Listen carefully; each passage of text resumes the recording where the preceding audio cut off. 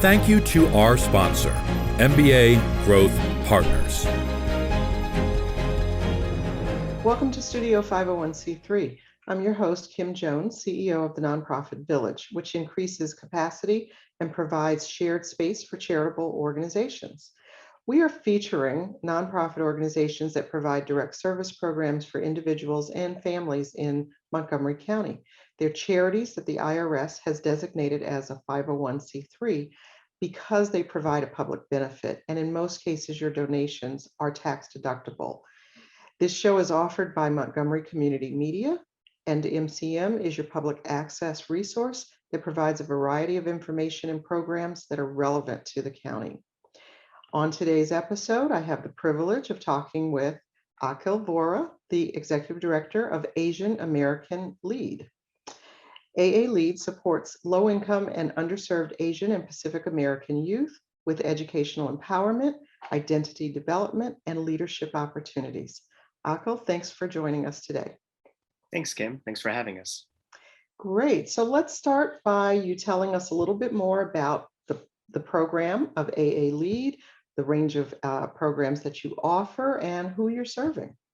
Thanks, Kim. So as you mentioned, our primary mission is to assist and serve underserved, disadvantaged Asian American Pacific Islander youth. In fact, we are the only organization in the DC, Maryland, and Virginia region to exclusively serve this population. And we do that in three ways.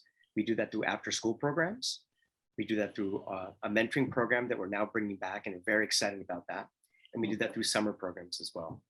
But even more than that, Kim, it's the work that we do to really address some of the inequities that we see in the AAPI community. Right. This notion of Asian Americans and Pacific Islanders being model minorities, that this perception that, oh, they're all extremely smart and they're all really well off.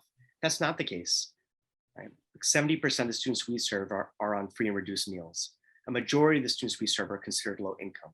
And we work to assist and work with these youth by helping them understand their identity, developing the next generation of leaders, and helping them with educational opportunities. So with the educational opportunities, are you working in partnership with schools, and you just happen to be providing your program services out of school time? Is that what's happening with the educational component? Yeah, so AALEAD has been working in this space for over 20 years, and we have deep relationships with Montgomery County schools, with DC Public Schools in Fairfax. So we've worked with these schools for many, many years. Right. We have close relationships with principals, and we've established partnerships. We work on site at these schools after school. Okay.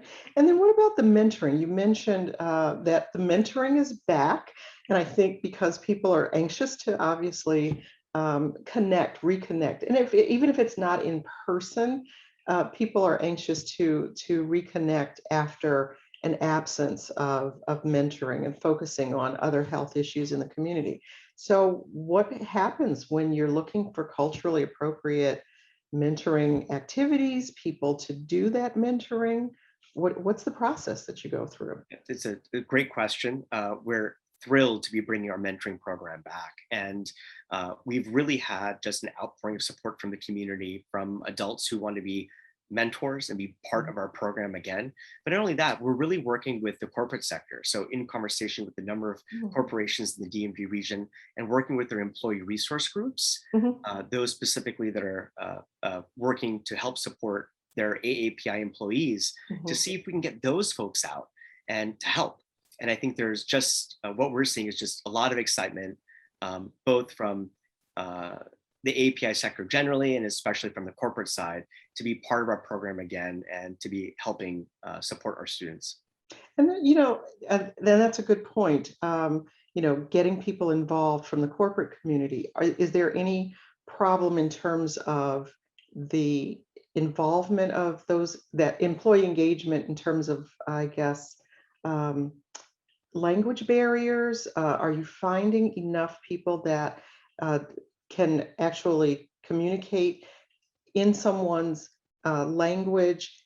Obviously, the children that you're working with, the students that you're working with are speaking English, but sometimes people are bilingual, trilingual, and they want to communicate in a different language, in a native language, their parents' language. So do you find that there's any barrier there? That's a wonderful question. I think it's important for us to recognize that 1 in 3 AAPIs, or Asian American Pacific Islanders, are limited English proficient. And for Mm, certain subpopulations, like the Vietnamese population, it's 50%. So when mm, we're talking about delivering culturally appropriate assistance and programs, that's very much at the forefront of our mind. So we have many staff who are bilingual. And also, as we seek mentors out, there is a robust process where we do an intake to find out what their background is, what their skill sets are, what their language proficiency is, to really put together the best match. okay, all right. What kind of programs? Well, I know you do a lot of workshops. You do a lot of activities with the youth that you're serving. What kinds of things do you do? I think one thing that's different about AA Lead is that we focus a lot on identity, Mm, and that's identity about the Asian American Pacific Islander community, our culture, our history in this country, mhm, about where we've come from. But we recognize that we're not alone in this country, that we live with our neighbors mhm, who are Latinx, or African American, who are mhm. Caucasian, right? All walks of life. And when we focus on identity, we talk about the API community, but we talk about other communities as well. And I think it's important for us and for me to think about how we're building bridges. Thank you for sharing that. So we're going to actually take a short break, but when we come back, I want to talk to you a little bit more about how people can get involved. What your vision is for the future. All of those things, more to come. So we'll hear more about the programs and services provided by Asian American Lead when we come back. Studio 501c3 on Montgomery Community Media. We'll be right back.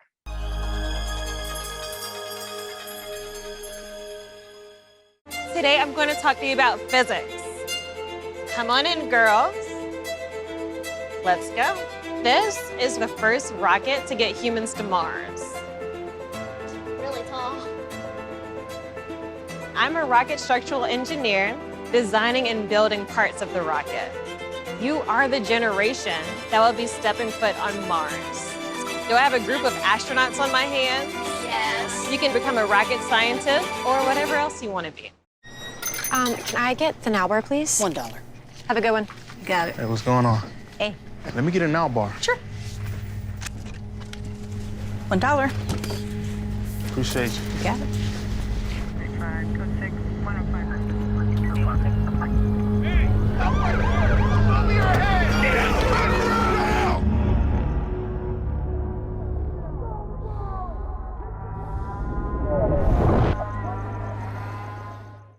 There are 16 million children struggling with hunger in America. This is a serious problem, but one we can solve.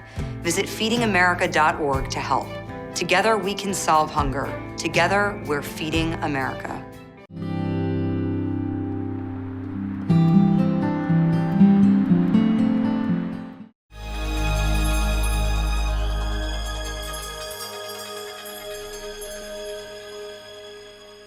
Welcome back to Studio 501c3, bringing you information on essential nonprofit programs in Montgomery County. I'm talking with Akil Vohra, the Executive Director of Asian American Lead, or AALEAD. So we were talking before the break about more people getting engaged. So how do you engage the larger community? Do people come through your website, say, gee, that's a great opportunity. I think I'd like to be engaged in that. Obviously, donors, can get engaged in that way also. But what else are you doing with the rest of the community? Yeah, one of our goals for this year is what I'm calling community re-engagement. So it's really thinking about how we can build stronger ties with the community. Mhm. And we do that through our social media. We're very active in disseminating information about what we're doing, but also what other community-based organizations are doing. You'll see a lot about how we're supporting and uplifting other CBOs' work, which I think is extremely informative and essential. We have our newsletter, which we send information out, and we work directly in person with youth every day. And we're engaging not only the youth, but their families, which is critically important. And we're also doing work in Chinatown, for example, working with elders. So the work that we're doing is not exclusively for youth, especially as COVID, I think, has thrown probably an understatement, a curveball. We're having to pivot to really make sure that the entire community is supported. And, and it's important what you just said in terms of working with seniors, maybe in Chinatown. You've got some intergenerational things going on there. And I think that's critical and probably one of the most important things that can contribute to that identity development as well. Yeah. What about engaging the youth in the program building process as you're designing new activities, new programs? How do you get the youth that you're serving engaged?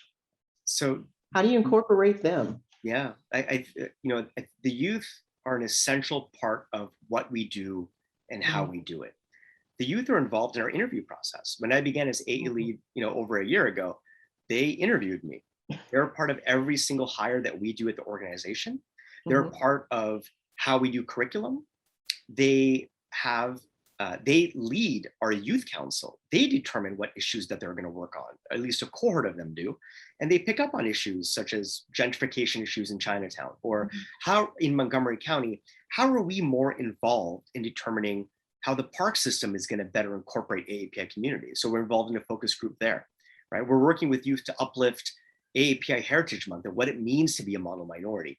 So we did a presentation for Montgomery County public schools and teachers and students and administrators on what it means to be AAPI, and that took place last year. Wow. So it's all youth led. Good, good. We're running out of time, but in the last minute, what's your vision for the future? What do you want? What else do you want to see happen? I think the pandemic has taught us that what we're seeing, especially in marginalized communities in terms of the needs, have to be addressed moving forward.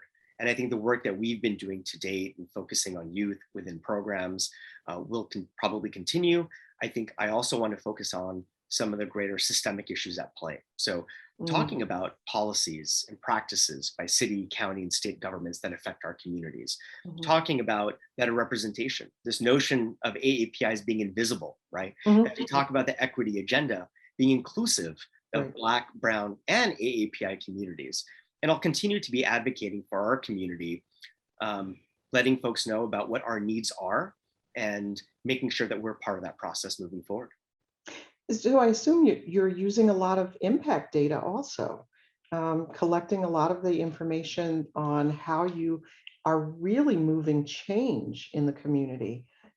Is that something that you're using to improve your advocacy programs, everything else that you're doing? Absolutely. We're very data driven. So looking at the new census numbers and looking at AAPIs as the fastest growing demographic, where are they in our region? Where are they in Montgomery County, in Fairfax and DC? How are they expanding? What are their needs?